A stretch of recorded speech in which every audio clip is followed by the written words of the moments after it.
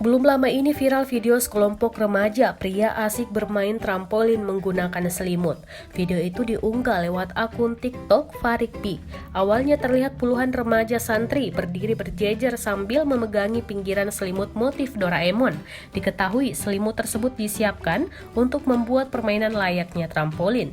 Kemudian seorang santri loncat di selimut tersebut dan dengan sigap mereka yang memegangi selimut langsung mengangkatnya bersamaan ke atas hingga santri tersebut seolah-olah terbang. Awalnya, permainan layaknya trampolin ini berhasil, namun setelah beberapa kali diulang berakhir miris. Hal ini dilakukan berulang kali pada santri yang berbeda, namun hal tak terduga terjadi ketika seorang santri mencoba menaiki selimut.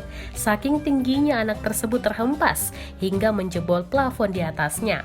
Sontak, seluruh koleganya ketawa, begitu pula dengan netizen yang ikut ngakak hingga video ini viral.